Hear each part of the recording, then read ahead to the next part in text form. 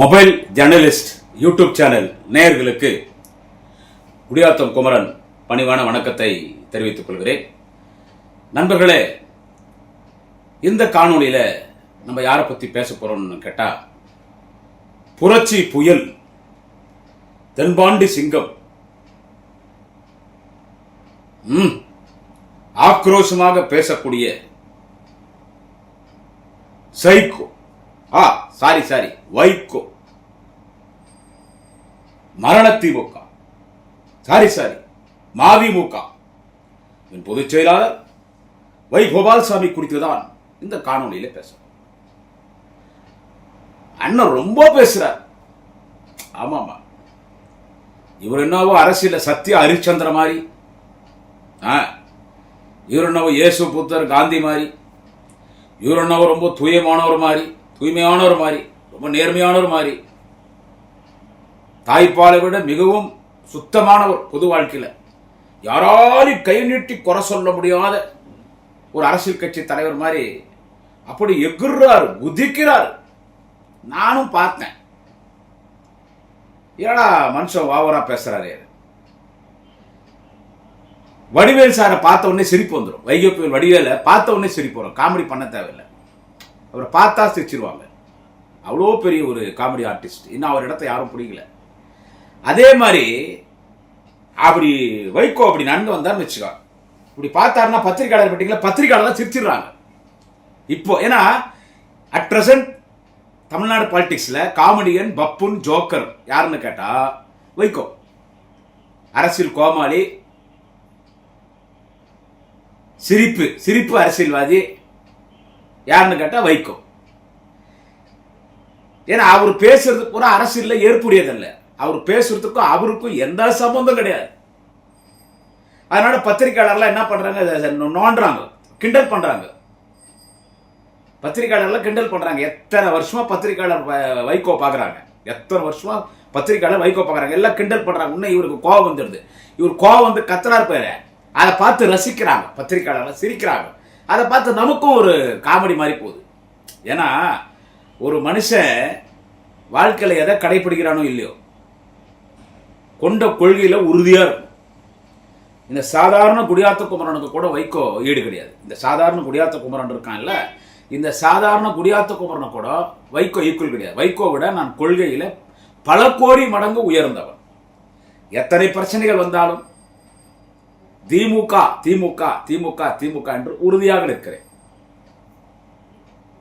என்னை பற்றி அறிந்தவர்களுக்கு தெரியும். எத்தனை பிரச்சனைகள் வந்தாலும், யாரோ இருவர் பிரச்சனை செய்கிறார் என்பதால் என் கட்சியை நான் வெறுக்க முடியாது, என் தலைவனை வெறுக்க முடியாது, என் கொள்கையை விட்டு கொடுக்க முடியாது. நான் திமுக, இந்த மண்ணில் வாழும் வரை திமுக, ஒரே கொள்கை. இந்த சாதாரண குடியாத்தம் குமரனுக்கு இருக்கிற கொள்கை கூட வைகோவுக்கு கிடையாது. மரண திமுக மதிமுகவின் பொதுச் செயலாளர் வைகோவுக்கு கிடையாது. என்ன பித்தலாட்டம்! பித்தலாட்டம்னா அவ்வளோ இவ்வளோ கிடையாது, அவ்வளோ பித்தலாட்டம். லிஸ்ட்டை போட்டு குத்துட்டாங்க. யூடியூப் சேனல்ல இருந்து காலையில இருந்து லிஸ்ட்டை போட்டு குத்துட்டாங்க. எனக்கே தெரியுமே, எதனா நான் குறிப்பெடுத்து பேசுறது இல்லை, எனக்கே தெரியுமே. எல்லாமே ஃப்ராடுத்தனம். எல்லாம் வயசு 86 87 வயசு ஆகும் நினைக்கிறேன். 88 வயசா ஆகும், 87 88 வயசு ஆகும். நான் ரொம்ப அரசியல் தூய்மையானவன், நான் நேர்மையானவன். என்னுடைய நேர்மை குறித்து நான் பேசுறது, வைகோ பேசுது, என்னுடைய நேர்மை குறித்து மக்களுக்கு தெரியும். அரசியலே இந்த வைகோ எந்த அளவுக்கு தூய்மையானவன், நேர்மையானவன், பரிசுத்தமானவன் என்று இந்த மக்களுக்கு தெரியும். என்னை பார்த்து சொல்லுகிறார் திமுக சொல்லுகிறது, நான் பணத்திற்கு ஆசைப்படுகிறேன், பெட்டி வாங்குகிறேன். நானா பெட்டி வாங்குகிறேன்? நானா பணத்தை வாங்குகிறேன்? நான் லஞ்சம் வாங்குகிறேனா? நான் பணம் வாங்குகிறேனா? கரடி கக்கூஸ் போற மாதிரி ஒரு சவுண்ட்ல சிரிக்கிறார். அவங்க கட்சி பொதுக்குழுல நான் எவ்வளவு தூய்மையானவன், நான் பணம் வாங்குகிறேன். அண்ணே, உங்களுக்கு இன்னொரு பேர் உண்டுனே, ரொம்ப ரெஸ்பெக்டா பேசுவோம். அண்ணே வைகோ அண்ணே, உங்களுக்கு இன்னொரு பேர் உண்டு. என்ன பேர் தெரியுமா? நீங்க வை கோபால்சாமி மட்டும் கிடையாது, உங்களுக்கு இன்னொரு பேர் உண்டு. வைகோ இஸ் பொட்டி கோபால். இதுதான் இன்னைக்கு இன்ஸ்டாகிராம்ல, ட்விட்டர்ல, சோசியல் மீடியால, வாட்ஸ்அப்ல, எஃபில இன்னைக்கு வைரலா போற ஒரு மெசேஜ் என்னன்னு கேட்டா, வைகோ இஸ் பொட்டி கோபால். அவருக்கு தேவை பொட்டி. இப்பெல்லாம் சோஃபா.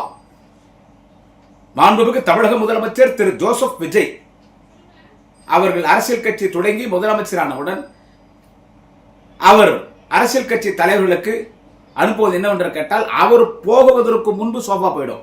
புஷ்பா மாடல் சோஃபா போயிடும். அதான் எங்க மாண்புமிகு அண்ணன் உதயநிதி ஸ்டாலின் சொன்னார். இப்ப சோஃபா போகும். அவருக்கு மட்டும் சோஃபா செட்டா போகுது. இவர் வைகோ எந்த அளவுக்கு அரசியல் தூய்மையானவர் என்பதை யாரிடத்தில் கேட்க வேண்டும் என்றால், நமக்கே தெரியும். அவரோடு மிகவும் நெருக்கமாக இருந்த திரு மல்லை சத்யா அவர்களை கேட்க வேண்டும். Mallai Sathya is a very genuine politician. Mallai Sathya is a very genuine politician. வைகோவின் தீவிர ஆதரவாளர், தீவிர விசுவாசி. வைகோ மதிமுக தொடங்கி ஒரு சில வருடங்களில் அவர் தோல்வி அடைந்தார். மதிமுகவிலிருந்து பலர் மீண்டும் தாய் கழகத்திற்கு திரும்பினார்கள், திராவிட முன்னேற்ற கழகத்தில். அதில் பலர் அமைச்சர், சட்டமன்ற உறுப்பினர், நாடாளுமன்ற உறுப்பினர், மாவட்ட செயலாளர், உயரிய பதவிக்கு சென்றார்கள். ஆனால் திரு மல்லை சத்யா அவர்கள் அன்றைக்கே திமுக இணைந்திருந்தால் அவரும் ஒரு அமைச்சராக வந்திருக்கலாம், சட்டமன்ற நாடாளுமன்ற உறுப்பினராக வந்திருக்கலாம், மாவட்ட செயலராக வந்திருக்கலாம், பெரிய இடத்திற்கு வந்திருக்கலாம். ஆனால் பதவி விட நான் வைகோ அவர்களின் விசுவாசி, அவரோடு பயணிக்க விரும்புகிறேன் என்று எல்லாவற்றையும் தியாகம் செய்து மல்லை சத்யா திரு வைகோ அவர்களோடு பயணித்தார். கடைசியில் அவங்க பையன் அரசியல் ஒரு இடத்துக்கு பெரிய இடத்துக்கு வரணும்னு மல்லை சத்யாவை ஓரம் கட்டினாங்க. தூ போன வெளியே வந்துட்டார். மல்லை சத்யா அவர்களை கேட்டால் வைகோவின் தூய்மையை குறித்து அவர் சொல்லுவார். மல்லை சத்யா சொல்லுவார். வாய்க்கிலேயே பேசுற திரு வைகோக்கு சொல்றேன். மல்லை சத்யா கேட்டா அவர் சொல்லிடுவார் யார் வைகோன்னு. Vaiko is a political fraud. Vaiko is a political culprit. Vaiko is a political rogue. இப்படி சின்ன சின்ன பசங்க எல்லாம் வைகோ குறித்து சோசியல் மீடியாவில் பதிவு போடுறாங்க. நான் மிகவும் தூய்மையானவன் என்று சொல்லுகிறாரே, இவ்வளவு சொத்து எப்படி வந்துச்சு உங்களுக்கு? பல ஆயிரம் கோடி சொத்துக்கு அதிபதி வைகோ, அவருடைய மகன் துரை வையாபுரி, துரை வைகோ. இந்த சொத்தெல்லாம் எப்படி வந்துச்சு சொல்லுங்க? எத்தனை பெட்ரோல் பங்க், ஈசிஆர்ல என்ன ப்ராப்பர்ட்டி, மகாபலிபுரத்தில் என்ன ப்ராப்பர்ட்டி, சென்னையில என்ன ப்ராப்பர்ட்டிஸ் இருக்கு உங்களுக்கு, உங்க ஊர்ல என்ன ப்ராப்பர்ட்டி, தமிழ்நாடு முழுக்க உங்களுக்கு இருக்கிற ப்ராப்பர்ட்டி, உங்களுக்கு இருக்கிற பணம், கருப்பு பணம், இதெல்லாம் எப்படி வந்துச்சு? எப்படி வந்துச்சு? பல அரசியல் கட்சிகளோடு கூட்டணி சேர்ந்து அவர்களுக்கு ஜெயின் செக் ஜாலரா அடித்து அவர்களிடத்திலிருந்து பல கோடி பொட்டிகளை வாங்கி வாங்கி வாங்கி வாங்கி பல அரசியல் கட்சிகளை ஏமாற்றி சம்பாதித்த பணம் தான் இன்றைக்கு வைகோவிடத்திருக்கிற பல கோடிக்கணக்கான சொத்து. அவர் அமைச்சராய் சம்பாதிச்சிட்டாரு, ஆட்சிக்கு வந்து சம்பாதிச்சிட்டாருன்னா அவர் எதுக்கு வரல இல்ல. இப்ப நீ எப்படி சம்பாதிச்சாருன்னா எல்லா கட்சியோட கூட்டணிக்கு போவார், அந்த கட்சிகிட்ட பொட்டி வாங்குவார், எல்லா கட்சிக்கிட்ட போவார், பொட்டி வாங்கி பொட்டி வாங்கி பொட்டி வாங்கி பொட்டி வாங்கி பொட்டி வாங்கி பொட்டி வாங்கி பொட்டி வாங்கி பொட்டி வாங்கி பொட்டி வாங்கி பொட்டி கோபாலாகவே மாறிவிட்டார். சந்திரமுகி படத்துல பிரபு மனைவியா நடிப்பாங்க ஜோதிகா, அதுல சூப்பர் ஸ்டார் ரஜினிகாந்த் டாக்டர், அதுல ஜோதிகா சந்திரமுகியா மாதிரி ஆட்டம் போடுவாங்க. அப்போ ரஜினி சொல்வார் பிரபு பார்த்து, உங்க மனைவி முழு சந்திரமுகியா மாறிட்டாங்க. அந்த மாதிரி முழு பொட்டி கோபாலா மாறிட்டு இப்ப சின்ன பொட்டி கோபாலா உங்க புள்ள வந்துக்கிறார். யாரு? துரை வைகோ. பேசுறதெல்லாம் பார்த்து பேசணும். என்ன சொல்றது? என்ன பேசி திமுக குறை சொல்லும் பொழுது ஏன் திமுக கூட்டணியிலிருந்து வெளியே வரீங்கன்னு கேட்டா அவர் அப்படியே பேசுறாரு. நாங்கள் திராவிட முன்னேற்ற கழகத்தின் கூட்டணியில் தான் பயணித்தோம். திராவிட முன்னேற்ற கழகத்தினுடைய ஆட்சி கலெக்ஷன் கமிஷன் கரப்ஷன் இது எனக்கு ஏற்புடையது அல்ல. பத்திரிகையாளர் கேட்கிறாங்க. அங்க இருந்திய 5 வருஷம் அப்ப தெரியலையா உனக்கு? கலெக்ஷன் கமிஷன் கரப்ஷன் தெரியல? 5 வருஷம் இருந்த இல்ல, உங்க எம்எல்ஏங்கள்லாம் இருந்தாங்க இல்ல, 5 வருஷம் இந்த இல்ல, அப்போ உனக்கு தெரியலையா? நான் அரசியலிலே நேர்மையானவர், அது எப்படி ஒரு கூட்டணிக்குள் இருந்து கொண்டு கூட்டணி விமர்சிப்பது? அதில் எனக்கு உடன்பாடு இல்லை. இல்லைங்க, 5 வருஷம் இருந்தீங்க. 5 வருடங்கள் இருந்தேன், 5 வருடங்கள் கூட்டணியில இருந்தேன். கூட்டணியில் இருக்கும் பொழுது கூட்டணி விமர்சிப்பது எனக்கு ஏற்புடையதல்ல. அதனால் பேசுகிறேன், அதனால தான் இப்பொழுது பேசுகிறேன். ஏங்க இப்ப அவங்க ஆளுங்கட்சி இல்ல, எதிர்கட்சி ஆயிட்டாங்க, இனி அங்க போனா மரியாதை இருக்காது, அதனால பேசுறீங்களே. அப்ப ஏன் நீங்க பேசல? நான் தான் சொல்லிவிட்டேன் கூட்டணியில இருக்கிறேன், பேச மாட்டேங்க, இப்பொழுது பேசுகிறேன். அப்போ அவங்க ஊழல் பண்ணாங்க, கரப்ஷன் பண்ணாங்க, கலெக்ஷன் பண்ணாங்க திமுக, அப்ப தெரியல, இப்பதான் தெரியுது. அப்பொழுது தெரியவில்லை, இப்பொழுதுதான் எனக்கு தெரிகிறது. சின்ன குழந்தை மூஞ்சில உச்சா போயிடும், பார்த்து பேசுங்க. பா என்ன, நான் உதயசூரிய சின்னத்தை நிற்பதற்கு நிர்பந்திக்கப்பட்டேன். என்ன செய்வது? நிர்பந்திக்கப்பட்டேன். அங்க நான் இருந்தேன். வைகோ சைக்கோவும் அவர் புள்ள துரை வைகோ வராங்க. ஒரு 6-7 பேரோட வருவாங்க. அது என்ன, அவன் புள்ள துரை வைகோ கையில் ஒரு கோமணம் கட்டியிருக்காரு. எல்லாரும் இடுப்புக்கு கீழே தான் கோமணம் கட்டுவாங்க. ஆனா துரை வைகோ இந்த தோள்பட்டியில் கோமணம் கட்டியிருக்காரு. உங்க கொடிய கோமணமா கட்டியிருக்காரு. ஓஹோ, அவ்வளோ கட்சி வெறியா?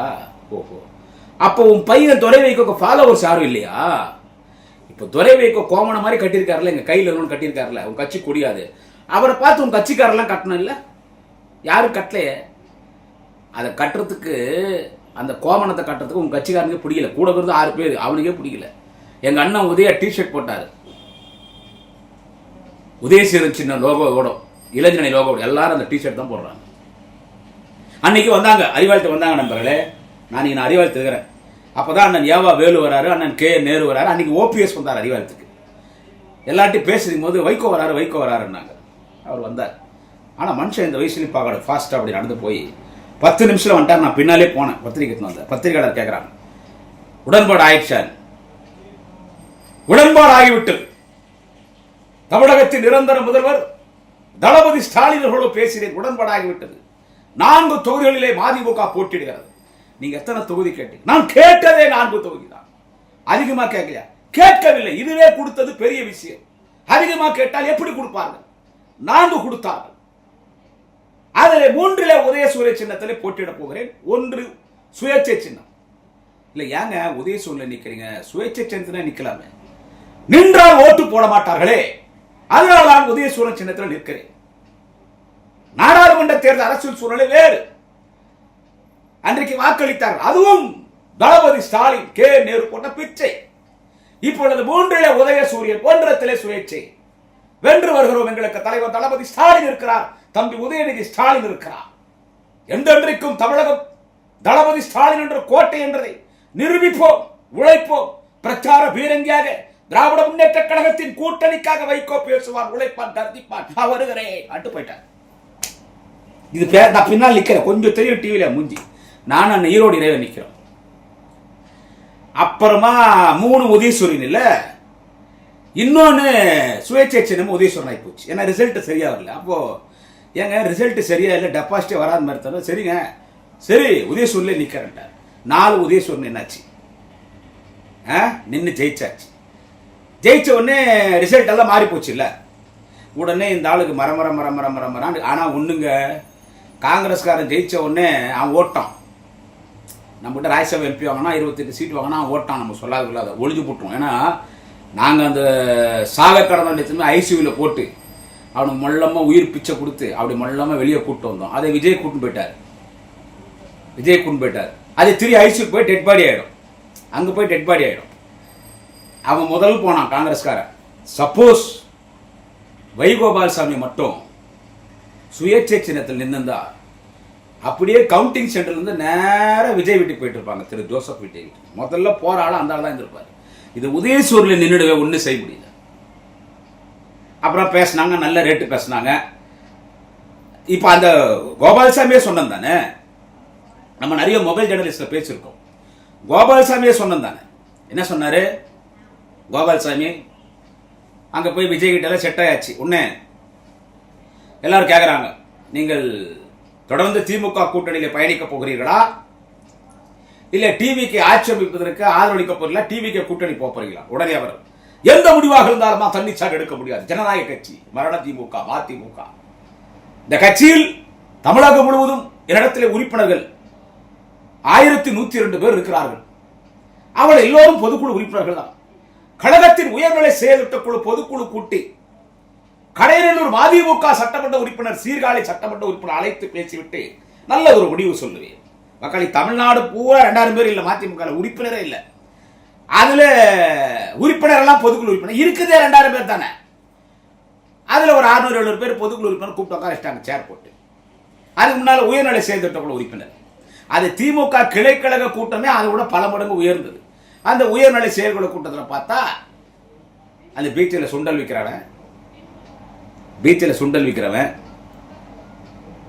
அப்படி தெருவில் வழிபோக்கம் சுத்துறவன், அப்படி ஒரு 6-7 பேர் உட்காரிச்சிட்டு அது உயர்நிலை செயல்திட்ட குழுவான். அந்த உயர்நிலை செயலர் கூட்டம் நடந்து முடிஞ்ச உடனே எங்க 2 மதிமுக எம்எல்ஏ காணொன்றால், ஆமா வரவில்லை 2 பேர் வரவில்லை. சீர்காழி சட்டமன்ற உறுப்பினர் நான் திராவிட முன்னேற்ற கழகம் என்று சொல்லிவிட்டார். கடைநல்லூர் சட்டமன்ற உறுப்பினர் வருவதாக சொல்லி இருக்கிறார், அவரும் சொல்லிட்டார் நான் இல்ல போன்ட்டார். 2 பேர் வரல. 2 பேர் வராத பட்சத்தில் உன்னை பொதுக்குழு எல்லாம் கூட்டி கொஞ்சம் பத்திரிகையாளர் சந்திக்கிறார். உயர்நிலை செயலற்ற குழுவிலும் பொதுக்குழு கூட்டத்திலும் எங்களுடைய உயர்நிலை செயல் உறுப்பினர் பொதுக்குழு கூட்டம் திமுகவோடு எந்த உறவும் வேண்டாம் என்று சொல்லிவிட்டார். நாங்கள் தாவேகாவோடு தான் கூட்டணிக்கு செல்கிறோம். 2 சட்டமன்ற உறுப்பினர்கள் எங்களோடு வரவில்லை, குதிரை பேரம் செய்து விட்டார்கள். அவங்க 2 பேர் உதயசூரில் நின்று ஜெயிச்சவங்க. அவங்க நாங்கள் நன்றி விசுவாசமா இருப்போம், திமுக ஓட்டு போட்ட மக்களை எங்களை ஆளை விடுறான்ட்டாங்க. ஆளை விட்ட உடனே இப்போ தமிழக முதலமைச்சர் திரு ஜோசப் விஜய் தேவை எம்எல்ஏக்கள் தொகுதி ராஜினாமா பண்ணணும். நாங்கள் இடைத்தேர்தலில் ஜெயிச்சு அவர் தனி மெஜாரிட்டியாக வர, அவர் மைனாரிட்டியாக இருக்கிறார். விடுதலை சிறுத்தைகள், காங்கிரஸ், ஐஎம்எல்யூ, வலது கம்யூனிஸ்ட், மார்க்சிஸ்ட் கம்யூனிஸ்ட், இந்திய கம்யூனிஸ்ட், இவங்க 5 பேர் ஆதரவோடு இருக்கிறார்.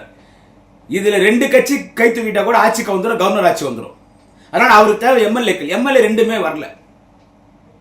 இதே கோபால்சாமி பத்திரிகையாளர் பேசும்போது என்ன சொன்னாரு, 2 எம்எல்ஏக்கள் இருக்கிறார்கள், ராஜினாமா செய்து விடுவார்கள். எப்படின்னா, தமிழக முதலமைச்சர், தமிழக வெற்றி கழக தலைவர் திரு ஜோசப் விஜய் இடத்திலே சொன்னார். முதலமைச்சர் இல்லத்திலே சென்று சந்தித்து 1.5 மணி நேரம் கலந்து ஆலோசித்து முதலமைச்சர் சொன்னார், ஜோசப் விஜய் சொன்னார், 2 சட்டமன்ற உறுப்பினர்கள் மதிமுக உதயசூரன் சிந்து வெற்றி பெற்றிருக்காங்க, ராஜினாமா செய்ய சொல்லுங்கள் சொன்னார். முதலமைச்சர் ஜோசப் விஜய் சொன்னார், ராஜினாமா செய்ய சொல்லுங்கள். இடைத்தேர்தல் ஒரு நாள் பிரச்சாரத்துக்கு வருகிறேன், உடனடியாக மதிமுகவின் 2 எம்எல்ஏக்களையும் ராஜினாமா செய்ய சொல்லுங்கள் என்று என்னிடத்தில் முதலமைச்சர் ஜோசப் விஜய் சொன்னார். ஐயா, முதலமைச்சர் ஜோசப் விஜய் சொன்னாரா ராஜினாமா பண்ண சொல்லி பத்திரிகையாளர் ஊடக நிருபர்கள் கேட்கிறார். ஆம் சொன்னார், வீட்டுக்கு சென்றிருந்தேரே சொன்னார். ஜோசப் விஜய் சொன்னார் ராஜினாமா செய்ய சொல்லி, ஜோசப் விஜய் முதலமைச்சர் சொன்னார் ராஜினாமா செய்ய போகிறோம். அப்பவே அறிக்கை வெளியிட்டாங்க 2 மதிமுக எம்எல்ஏ, நாங்க உதய சொல்லி திமுக உறுப்பினர் ராஜினாமா பண்ண மாட்டேன்ட்டாங்க. இது என்ன ஆயிப்போச்சு, இப்ப விஜய் குதிரை பேர் நடத்துறாருன்னு ஃபுல்லா ஒரு பரவலான செய்திகள் ஊடகத்திலும் சமூக ஊடகத்திலும் பரவுது. இதை இருந்தால் போட்டு கொடுத்துட்டான். விஜய் சொல்லி தான் ராஜினாமா பண்ண சொன்னேன். அங்க கூப்பிட்டு ஆதரவர்ஜனாலாம் என்ன ரிவிட் விட்டாங்கன்னு தெரியல.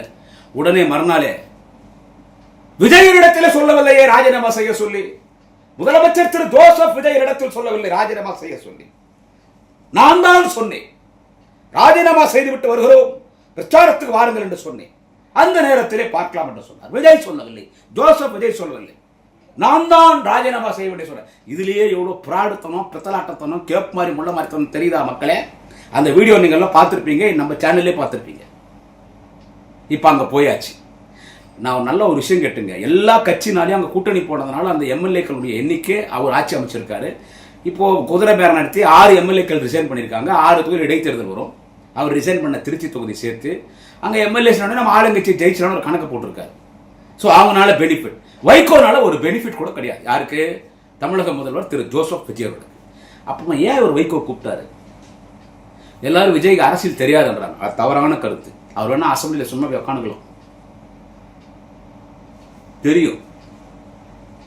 அப்படி அமைதியாக ஆளுங்களை நம்பக்கூடாது, தெரியும். வைகோனால ஒரு யூஸ் கிடையாது. தமிழ்நாடு முழுக்க இருக்கிறதே 2000 ஓட்டு கிடையாது. நான் தொகுதி வாரியா சொல்லுவேன், 10 ஓட்டுக்கு மேல ஒரு தொகுதியில 10 ஓட்டுக்கு மேல இருக்காது. 10 ஓட்டு நான் சொல்றது 1 2 3 4 5 6 7 8 9 10 அதுக்கு மேல ஓட்டு கிடையாது ஒரு தொகுதியில். ஒரு சில தொகுதியில ஓட்டே கிடையாது. அப்புறமா என்ன யூஸ்? என்ன யூஸ்னா, ஆனரபிள் தமிழ்நாடு சீஃப் மினிஸ்டர், தமிழக வெற்றி கழக president mister Joseph Vijay, he want one barking dog. He want one barking dog. Mr. Joseph Vijay want one barking dog. So he selected Vaiko. According to him, Vaiko is a barking dog. ஆமா, அவங்க கட்சியை பத்தி குலைக்கணும், அவங்க ஆட்சியை பத்தி குலைக்கணும், அதாவது உயர்ந்து பேசணும். அப்படி தலை மேல வேற யாரும் பேச மாட்டாங்க, வேற யாரும் பேச மாட்டாங்க, வேற யாரும் பேச மாட்டாங்க. இப்ப பேசினே நாளைக்கு பிரச்சனை வந்துச்சுன்னா அவங்க கட்சி மேல்வட்டத்தில் கட்சியை கூட வரவங்கள சமுதாய மக்களுக்கு பிரச்சனை வந்துச்சுன்னா கொஞ்சம் ஜகா வாங்கினாங்க. அதெல்லாம் கோபால்சாமி எதுவும் கிடையாது. தான் ஒரு கட்சிக்கு 4 பேர் இருக்கிறானோ 5 பேர் இருக்கிறானோ, தான் ஒரு கட்சிக்கு தலைவன்றதே மறந்துட்டு வைகோ பேசுவார். விஜய் பத்தி, திரு ஜோசப் விஜய் பத்தி உயர்த்தி பேசணும். அந்த ஆட்சியை பத்தி உயர்த்தி பேசிட்டே இருக்கணும். பிரஸ் மீட்ல தினமும் பேசணும்.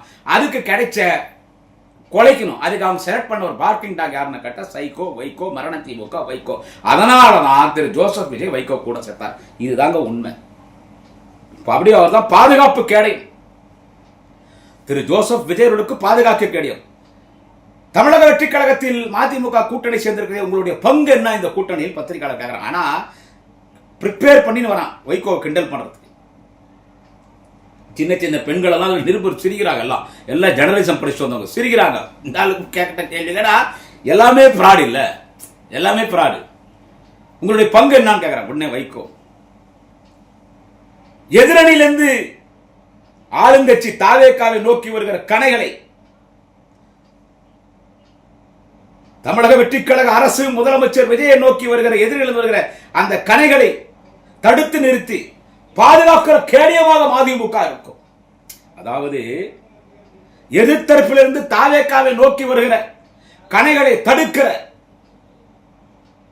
பாதுகாப்பு கேடயமாக மதிமுக இருக்கும். தாவேகா அரசு, முதலமைச்சர் ஜோசப் விஜயர்களையும் எதிரிகளிடம் பாதுகாக்கிற பாதுகாப்பு கேடயமாக தாவேகா இருக்கும். முதல்ல உன்னை பாதுகாத்துவோம். கேடயம்னா என்ன தெரியுமா? அதாவது இவர் அப்படியே கர்ணனுடைய இருக்கிற கவச்ச குண்டலமா இருப்பாராம். பாதுகாப்பு கேடயமா. நீங்களே துருபிடிச்ச இரும்பு. அதுல துருபிடிச்ச இரும்பு இல்ல, துருபிடிச்ச தகுடு. தகுடு துருபிடிச்சு போச்சுன்னா தூள் தூள் ஆயிடும். நீங்க யாரை பாதுகாக்கிறது? அதெல்லாம் அவங்கள பாதுகாக்கிறதுக்கு எல்லாம் அங்கெல்லாம் நிறைய இளைஞர்கள்லாம் இருக்காங்க. என்ன சும்மா டிரான்ஸ்பார் கம்பம் உயரத்துக்கு ஆதவஜரம் பண்ற ஆட்கள் எல்லாம் அங்க இருக்கிறாங்க. கூடவே ஒரு இந்திக்காரன் பார்த்தியா, ஒரு செக்யூரிட்டி, அவன் ஒருத்தன் போய் பாதுகாக்கிறதுக்கு. இவரு போய் பாதுகாப்பு கேடயமாக பாதுகாப்பு. எத்தனை பேரையா பாதுகாப்ப? எத்தனை பேர் பாதுகாப்ப? இப்படிதானே சொன்னேன் விஜயகாந்த், கேப்டன் புரட்சி கலைஞர் விஜயகாந்த். விஜயகாந்த் எவ்வளவு விமர்சனம் பண்ணான் இந்த. அப்புறம் திடீர்னு ஒரு கூட்டணி அமைச்சு இவரு சொன்னார், காலத்தின் கட்டாயம் எதிர்கட்சி தலைவராக இருக்க தேசிய முற்போக்கு திராவிட கழகத்தின் தலைவர் புரட்சி கலைஞர் கேப்டன் விஜயகாந்த் தமிழ்நாட்டின் முதலமைச்சராக வரப்போகிறார். நாங்கள் அமைத்திருக்கிற புதிய கூட்டணியில் கேப்டன் விஜயகாந்த் தான் முதலமைச்சர். கேப்டன் விஜயகாந்தை முதலமைச்சர் நாற்காலில் அமர வைக்காமல் இந்த வைகோ ஓய மாட்டான். எல்லாரும் சொன்னாங்க விஜயகாந்த் கிட்ட, ஐயா யாரை வேணா நம்புங்க, இவனை நம்பாதீங்க. பல பேர் எத்தனை போய் நட்டாத்துல விட்டவன். இந்த ஆளை நம்பி பாவம் மிகப்பெரிய செல்வந்தர்கள், தமிழ்நாட்டில் மிகப்பெரிய செல்வந்தர்கள் நாயுடு சமுதாயத்தை சேர்ந்தவர்கள். எனக்கே தெரியும், குடியாத்தில் பெரிய நாயுடு பில்டு. நாயுடு சமுதாயம் சொன்னா எல்லாமே செல்வந்தரோட இருப்பாங்க. ஒரு பெரிய சமுதாயம். அவங்கெல்லாம் வியாபாரிகள், விவசாயிகள், வெளிநாட்டில் தொழில் நிறுவனங்கள், பெரிய தொழிற்சாலை வச்சுருப்பாங்க. இதோ நம்ம சமுதாயத்துக்கார ஒருத்தன் கட்சி ஆரம்பிச்சானே, அந்த கட்சியில் எல்லாரும் போய் சேர்ந்து அவங்கள்ட்டெல்லாம் மாநாடு நடத்துகிறேன், பொதுக்கூட்டம் நடத்துகிறேன், நான் எழுச்சி பயணம் போகிறேன், இங்கே நடக்கிறேன், அங்கே நடத்துகிறேன்னு சொல்லி கோடிக்கணக்கில் பணம் வாங்கி நூற்றுக்கணக்கான மிகப்பெரிய நாயுடு சமுதாயத்தின் மக்களை நடுரோட்டில் நிற்க வச்சு பலர் எதிர்காலத்தை தொலைச்சு சொத்தை திரிச்சு ரோட்டில் நிற்கிறான். இவனை நம்பி எவனையுமே உட்பட்டதில்லை. கேப்டன் விஜயகாந்த் அவர்களே, திமுகவோட கூட்டணி போகும், நிறைய தொகுதிகள் ஜெயிக்கலாம். கலைஞரும் தளபதி ஸ்டாலினும் மரியாதை கொடுப்பாங்க. உங்களுக்கு திருமணம் பண்ணியிருந்தே கலைஞர் தான் திருமணம் பண்ணாங்க. இவனை நம்பி போவாதீங்கன்னா, கேப்டன் முதலமைச்சர்னு சொல்லிட்டான். எல்லாம் நம்பி போய் அவரையும் தோக்கடிச்சு, அவர் தனியா நிற்கும் போது விருதாச்சலத்தை ஜெயிச்சார், அவரையும் தோக்கடிச்சு, அந்த கூட்டம் நிற்கிறவனும் தோக்கடிச்சு, எல்லாரையும் காலி பண்ணி அதுல கோடிக்கணக்கான பணத்தை திருடி சுருட்டி ஓடி போட்டான். இந்த கேப்டன் விஜயகாந்த் நடுரோட்டில் நிற்க வச்ச ஆளு யாரு? இந்த அப்ப இதேதான் சொன்னது, எங்களின் முதலமைச்சர் வேட்பாளர் கேப்டன் விஜயகாந்துக்கு மறுமலர்ச்சி திமுக வைகோ பாதுகாப்பு கேடயமாக இருப்பான். என்ன விஜயகாந்த்? அந்த நிலைமை தான் திரு ஜோசப் விஜய் அவர்களுக்கு. அந்த நிலைமை தான் திரு ஜோசப் விஜய் அவர்களுக்கு. அந்த நிலைமை தான். பேசுறதெல்லாம் பொய், பேசுறதெல்லாம் பொய். எங்களுக்கு மரியாதை இல்லை. என்ன அவனுக்கு மரியாதை வேணும்? நீ கீழே உட்காந்து தளபதி கீழே இறங்கி வந்து உன்னை மேல கூட்டு போனாரு. கீழே இறங்கி வந்து உன்னை மேல கூட்டு போனாரு.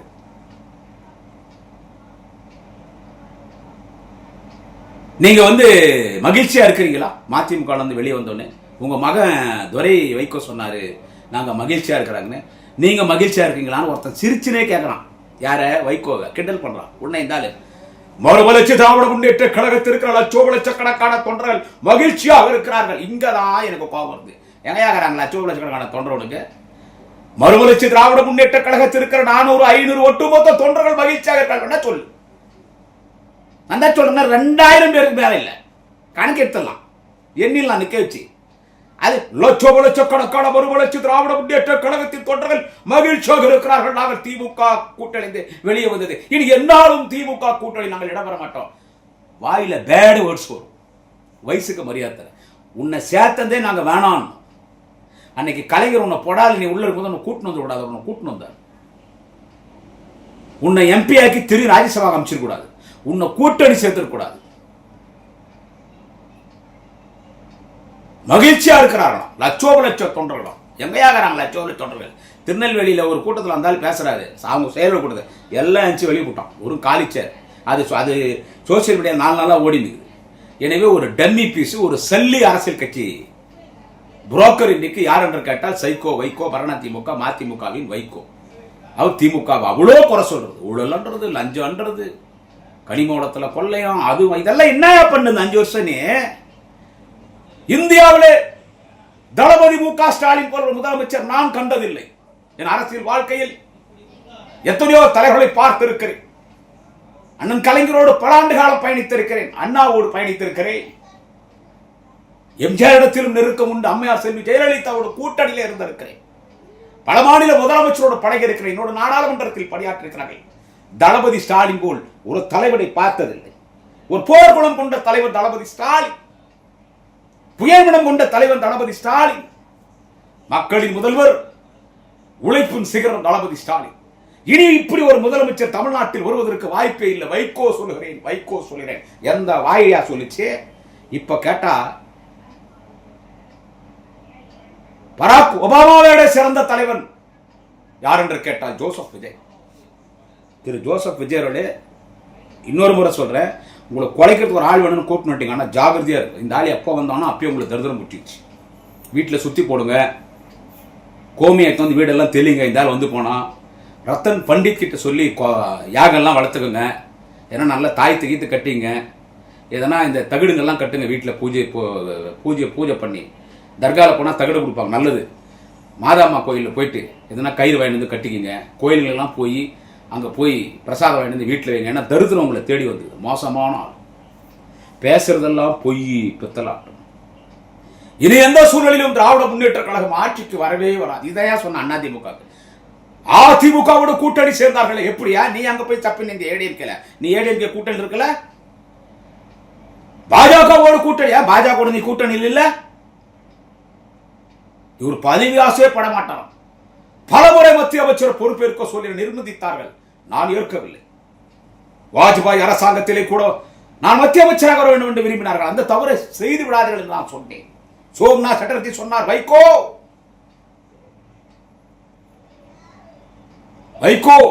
I want to see as a cabinet minister. I will recommend you. I will recommend your name. நான் சொன்னேன், you please don't do that mistake. I don't like that cabinet minister post. எல்லாரும் சொன்னார்கள் மத்திய அமைச்சராக வர வேண்டும் என்று. நான் விரும்பவில்லையே மத்திய அமைச்சராக வருவதற்கு. நான் ஈழத் தமிழர்களுக்காக பேசக்கூடியவன் ஒருவர். இங்கதான் எனக்கு வர கோபம். இனிமே ஈழத் தமிழர்களை பற்றி கோபால்சாமி பேசக்கூடாது. நாங்கெல்லாம் நாம் தமிழர் கட்சியின் ஒருங்கிணைப்பாளர் சீமான கிண்டல் பண்ணோம். ஆனா உண்மையான ஈழத்தமிழருக்கு இப்பதான் தெரியுது, அண்ணன் சீமான் தான் உண்மையான ஈழத்தமிழர் ஆதரவாளர். இது ஃப்ராடு. ஒண்ணு வேணா, நீ ஈழத்தமிழர் ஆதரவாளர் அது எத்தனையோ கோடி சாப்பிட்டா இருந்தாலும் நீ போயிருக்கலாம். திரு பிரபாகரன் பயிற்சி எடுத்திருக்கலாம். அவர் எவ்வளவு பணம் கொடுத்தாரோ அவரே ஏமாத்திட்ட. ஒரே ஒரு விஷயத்தை மட்டும் இந்த பதிவுல சொல்றேன். கோபால்சாமி நேர்முக உதவியாளர் யார் என்று கேட்டால் ஜெயபிரசாந்த் என்ற ஒரு இளைஞர். பல ஆண்டுகளாக அவருக்கு பிஏ. அவர் கொடுத்த சம்பளம் துரை வைக்க ஒரே ஒரு 10,000. ரொம்ப நாளா அவரோடு பயணிக்கிறார். எனக்கு நல்ல பழக்கம். இது யாருக்கு தெரியாத விஷயம். ஜெயபிரசாந்த் என்ற பெயர். வைகோக்கு பிஏ. எப்பவுமே அவர் கூடவே இருப்பார். அந்த தம்பி என்ன பண்றான், ஒரு இலங்கை பெண்ணை காதலிக்கிறான். இலங்கையிலிருந்து இங்க வந்திருக்கிற புலம்பெயர்ந்த தமிழர்கள் முகாமில் இருக்கிற ஒரு பொண்ணை காதலிச்சிட்டான். முகாமில் இருக்கிற பொண்ணை ஒரு வெளியாட்கள் கல்யாணம் பண்றதுன்றது ரொம்ப சிக்கல். அதுல நிறைய ஃபார்மாலிட்டிஸ் இருக்குது, நிறைய சட்ட சிக்கல் இருக்கு. இவர் எப்படியோ திருமணம் பண்ணிட்டார் முகாமில் இருக்கிற பொண்ணை. அவங்க சிட்டிசன் ஆஃப் ஸ்ரீலங்கா இல்ல, இங்க இருக்கிறாங்க. அவங்கள ரெஃப்யூஜா தான் பார்க்கறாங்க இந்த கவர்மெண்ட். அவங்க நம்ம தொப்பில் குடி உறவுகள். முகாமில் இருக்கிற பொண்ணை வைகோப்பிய ஜெயபிரசாந்த் கல்யாணம் பண்ணிட்டான். போலீஸ் தேடின்னு வருது. அந்த முகாமில் இருந்து அதிகாரிகள் வராங்க. அந்த சம்பந்தப்பட்ட அதிகாரிகள், தூதரக அதிகாரிகள் பல சிக்கல் வந்துடுது. வைகோ வீட்டுக்கு அந்த தேடின்னு வராங்க. அந்த பொண்ணை கல்யாணம் பண்ணி என்ன ஃபார்மாலிட்டி. இது வைகோ பையன் துரை வைகோக்கு பயம் வந்துருச்சு. கடைசியில் யாரை கேட்டா நீ முகாமில் இருக்கிற பொண்ணு இலங்கை பொண்ணை கல்யாணம் பண்ணான்னு அந்த துரை வைகோ கேட்கறான் இந்த ஜெயபிரசாந்த் வைகோ பைய கிட்ட. ஐயா கூட சுத்தி எனக்கு இலங்கை தமிழ் உணவு வந்துச்சு. கல்யாணம் பண்ணா ஒரு இலங்கை பெண்ணை தான் கல்யாணம் பண்ணுவான்னு பண்ணிட்டேன். வீட்டு விட்டு வெளியே போட உங்களால எங்களை பிரச்சனை சந்திக்க முடியாது. அவனை வேலை விட்டு அமிச்சிட்டாங்க. ஒரு இலங்கை பெண்ணை, அந்த பெண் இப்ப கர்ப்பமா இருக்குது. எங்க இருக்குதுன்னு கேட்டீங்கன்னா அந்த பொண்ணு இப்போ கன்னியாகுமரி முகாமில் இருக்குது, கர்ப்பமா இருக்குது. வெளியே அமிச்சிட்டாங்க. அப்புறம் அதிகாரி எங்களுக்கு அவனை சம்பந்தம் வெளியே அமிச்சு போயிட மாட்டாங்க. உன்னுடைய பிஏவா உங்ககிட்ட ஒரு 10,000 ரூபாய்க்கு வேலை பார்த்தாவே நீ என்ன ஒரு பிராடுத்தனமா இலங்கை தமிழர் ஈழத்தமிழர்கள் பேசுறத நம்பி ஒரு இலங்கை பெண்ணுக்கு வாழ்க்கை கொடுத்தான் உன் பிஏ. அதனால பிரச்சனை வருது, அந்த சட்ட சிக்கல் வருதுனால அவனை வேலை விட்டு அமிச்சா. அப்புறம் நீ என்ன இலங்கை தமிழர் ஆதரிக்கிறது? நீ என்ன இலங்கை தமிழர் ஆதரிக்கிறது? தமிழ்நாட்டு மக்களுக்கு என்ன நீ குரல் கொடுப்ப? இந்த ஆட்சி நடக்கிற குறைய கூட்டணி கட்சியில் அமைச்சர் இருந்தாலும் அவங்க எல்லாம் கொஞ்சம் எதிர்ப்பு தெரிவிக்கிறாங்க. நீ எதிர்ப்பு தெரிவிப்பியா? இன்னைக்கு வரைக்கும் உன்னை போலீஸ் பாதுகாக்குது. உலகத்திலே சிறந்த போலீஸ் எனக்கு தமிழ்நாடு போலீஸ். ஸ்காட்லாந்துக்கு நிகரான போலீஸ் இல்லை. ஸ்காட்லாண்டை விட உயர்ந்த போலீஸ் தமிழ்நாடு போலீஸை மதிக்கக்கூடியவன். எல்லோரும் தமிழ்நாடு போலீஸ் தான் உயர்ந்த போலீஸ். அந்த போலீஸ் திரு மு.க. ஸ்டாலின் சொல்லி 41 பேர் கரூர்ல போலீஸ் தான் கொலை பண்ணிச்சுன்னு ஆதவர்ஜனா என்று சொல்லக்கூடிய ஒரு அமைச்சர் ஆணவத்தோடு பேசுகிறார். அதை நீ கண்டித்தது உண்டா? கண்டிக்க மாட்டான். ஆதவர்ஜுனா சொன்னது உண்மைதான். போலீஸ் தான் ஸ்டாலின் சொல்லி கொண்டது இந்த ஆள் சொன்னாலும் சொல்லுவான். இப்படி இந்த ஆளை பத்தி பேசணும்னா எவ்வளவோ பேசலாம். இந்த ஆளை பத்தி சொல்லணும்னா எவ்வளவோ பேசலாம். திமுக விமர்சனம் செய்வதற்கோ தலைவர் தளபதி ஸ்டாலினுடைய விமர்சனம் செய்வதற்கோ உனக்கு எந்த தகுதியும் கிடையாது. நீ போகாத கட்சி கிடையாது. இனி நீ போகிறதுக்கு கட்சி இல்ல. இவர் ஒருத்தருக்கார் Thiru Annamalai, we are all leaders அமைப்பு ஆரம்பிச்சுக்கிறாரு. அநேகமா அவர் சேர்க்க மாட்டாருன்னு நினைக்கிறேன். என்ன அநேகமா அவர் சேர்க்க மாட்டார்னு நினைக்கிறேன். திமுக இருந்து எல்லா கட்சி எல்லார் கூட போய் காரி தூணு துப்பி கடைசியில இங்க டிவிகே கிட்ட போய் அவங்கள்ட்ட சோஃபா செட்டு பொட்டி வாங்கினேன். எல்லாருக்கும் பொட்டி கொடுத்தார் திரு ஜோசப் விஜய். எல்லாருக்கும் சோஃபா கொடுத்தார். கோபால்சாமிக்கு சோஃபாவோ பொட்டி கொடுத்தவில்லை. அந்த நாய் போடுற எலும்பு துண்டு மாதிரி ரூபா நோட்டுகளை அப்படி தூக்கி போட்டா அப்பனும் புள்ளிய முட்டிக்கால் போட்டு வந்து அப்படியே கவ்வின்னு போயிடுவாங்க. அந்த மாதிரி ஒரு கேவலமான ஒரு ஈனப்பிரிவு, ஒரு கொள்கை இல்லாதவன் திமுக பத்தி பேசுற எந்த தகுதி இல்லை. என்னது நீ ஒரு அரசியலில் அனாதை கோபால்சாமி, நீ அரசியல் அனாதை புள்ளகரானே. என்னது திமுக வந்து எனக்கு ரொம்ப சந்தோஷம். எங்களை பிடிச்ச பீடை விட்டுடுச்சாத திமுக என்ற பீடை எங்களை பிடிச்சிச்சு விட்டுடுச்சு. இப்பதான்டா தெரிய போகுது உனக்கு யாரா பீடை. உங்க அப்பன் ஒரு பீடை, நீ ஒரு பீடை. இந்த பீடை போய் இன்னைக்கு டிவிகே கட்சியோட சேர்ந்து அவங்கள பீடை பிடிச்சிச்சு. இப்பயும் சொல்ற திரு ஜோசப் விஜய் அவர்களுக்கு பத்திரமா இருங்க, ஜாகிரதையா இருங்க, உஷாரா இருங்க. ரொம்ப மோசமானவன், தரித்திரம் முடிச்சவன். ஒரு துண்டு தான் முதலீடு, பேச்சு தான் முதலீடு. அப்படியே அந்த கூட்டணி கட்சிக்கு போறதுனா அந்த மாணித்தாக ஒரு பேட்டி கொடுத்திருந்தா எல்லாத்துக்கும் டேபிள் நாங்கள் இருக்கிறோம். டம்மி பீஸ் நீ சைக்கோ வைக்கோ, உன் புள்ள துரை வைக்கோ, அவன் இதுக்கு டம்மி பீஸ். உன்னை விட பெரிய தலைவர் யாரா தமிழ்நாட்டினா உன்னிடம் இருந்து பிரிந்து வந்திருக்கிற மல்லை சத்யா மிகப்பெரிய தலைவர். எனவே வைகோவுக்கு சொல்கிறேன், தலைவர் கலைஞரின் கதை வசனம் அடக்கடா வாயே அரண்மனை நாயே என்று சொல்வார். நான் நாய்க்கு ஈடாக உங்களை சொல்ல மாட்டேன். உன் வாய் அடக்கமா வச்சுக்கோ. இல்லனா ஆதவர்ஜுனா பர்சனாலிட்டி பாத்தியா, உன் வாயிலே ஓங்கி ஒரே குத்துவார் Aadhav Arjuna. மைண்டேன் your tongue mister psycho. வணக்கம். நாளை இன்னொரு பதிவிலை சந்திக்கிறேன். குடியாத்தம் குமரன்.